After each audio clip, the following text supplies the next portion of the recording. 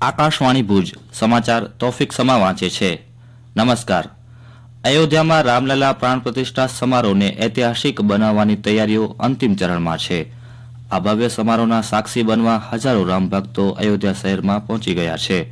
પ્રાણ પ્રતિષ્ઠા સમારોહને ધ્યાનમાં રાખીને રામલલા દર્શનની વ્યવસ્થા આવતીકાલ સુધી બંધ રાખવામાં આવી છે। પ્રધાનમંત્રી નરેન્દ્ર મોદીએ સોશિયલ મીડિયા પર ભગવાન શ્રીરામને સમર્પિત વિવિધ ગીતો શેર કર્યા છે। આવતીકાલે અયોધ્યામાં આયોજિત થઈ રહેલા રામલલા પ્રાણ પ્રતિષ્ઠા સમારોહના અવસર પર અમેરિકાના હજારો મંદિરોમાં વિશેષ ઉજવણી કરવામાં આવી રહી છે। આ મંદિરોમાં યોજાનાર કાર્યક્રમોમાં મોટી સંખ્યામાં ભારતીયો ભાગ લેશે। તો હિન્દુ કાઉન્સિલ ઓફ તાંજાનિયા દ્વારા ઉજવણી અંતર્ગત ભવ્ય શોભાયાત્રા, હનુમાન ચાલીસાનું સામૂહિક પઠન, રામ મંદિરના 500 વર્ષ જૂના સંઘર્ષમય ઇતિહાસનું દ્રશ્ય શ્રાવ્ય રજૂઆત, પ્રશ્નોત્તરી સ્પર્ધા વગેરેનું આયોજન કરવામાં આવશે। ત્યાં વસતા 9000 જેટલા હિન્દુ ભાઈ બહેનોની સાથે વોરા સમાજ, ખોજા સમાજ અને ઈસના અસરી સમાજના આગેવાનો પણ મહોત્સવમાં ભાગ લેશે। પશુપાલકોને પશુપાલન વિષયક નવીન જાણકારી મળતી રહે તે માટે જિલ્લા પંચાયતની પશુપાલન શાખા દ્વારા દરેક તાલુકામાં પશુપાલન શિબિરનું આયોજન કરવામાં આવી રહ્યું છે।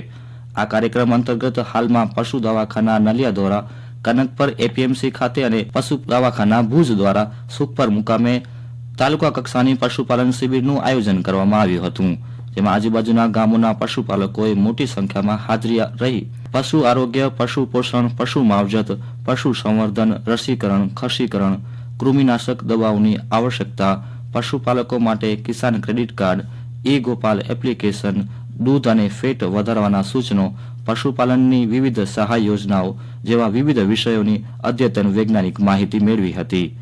શિબિરની સાથે પશુપાલન શાખા અને સરહદ ડેરી દ્વારા પ્રદર્શન સ્ટોલ પણ ગોઠવવામાં આવ્યા હતા। આ પ્રસંગે અબડાસા વિધાનસભા વિસ્તારના ધારાસભ્ય પ્રદ્યુમનસિંહ જાડેજાએ પશુપાલકોને વ્યવસાયલક્ષી અભિગમ અપનાવી ઓછા પણ સારા પશુઓ રાખવા અને આવક જાવકની ગણતરી સાથે સૂઝબૂછથી પશુપાલન કરવા જણાવ્યું હતું। તેમણે સરકારશ્રીની યોજનાનો લાભ લઈ રખડતા નર વાછરડાઓનું ખસીકરણ કરાવી લેવા અનુરોધ કર્યો હતો, તેમ નાયબ પશુપાલન નિયામક જિલ્લા પંચાયત કચ્છ દ્વારા જણાવાયું છે।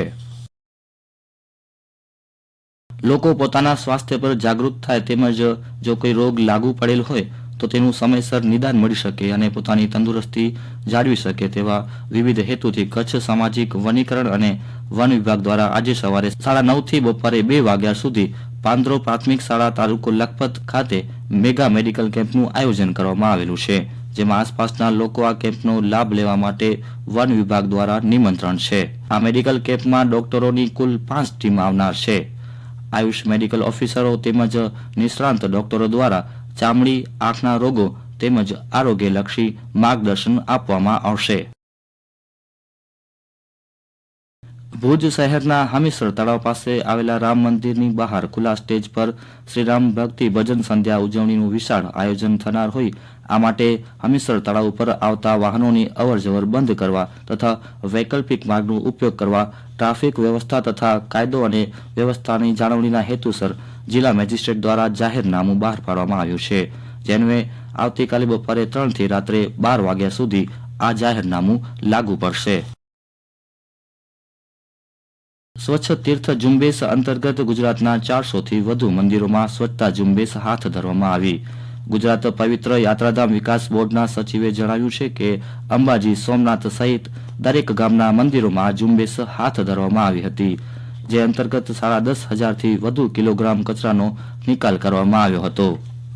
ઉલ્લેખનીય છે કે 22મી જાન્યુઆરીએ યોજાનાર શ્રીરામ લલ્લા મંદિરના પ્રાણ પ્રતિષ્ઠા સમારોહના ઉપલક્ષ્યમાં પ્રધાનમંત્રી નરેન્દ્ર મોદીના આહવાનને પગલે દરેક મંદિરમાં 14 થી 21મી જાન્યુઆરી દરમિયાન સ્વચ્છ તીર્થ ઝુંબેશ ચલાવવામાં આવી રહી છે। આગામી લોકસભાની સામાન્ય ચૂંટણીની પૂર્વ તૈયારીઓના ભાગરૂપે ગાંધીનગર ખાતે જિલ્લા કક્ષાના માસ્ટર ટ્રેનર્સ રાજ્યકક્ષાનો 2 દિવસીય વર્કશોપ યોજાયો હતો। આ વર્કશોપમાં ઈવીએમ, વીવીપેટ, મતદાન મથકો, પોલિંગ સ્ટાફ, આદર્શ આચારસંહિતા, પોસ્ટલ બેલેટ, ખર્ચ નિરીક્ષણ સહિતની બાબતો અંગે વિસ્તૃત તાલીમ આપવામાં આવી હતી। આ સાથે સમાચાર પૂરા થયા। નમસ્કાર।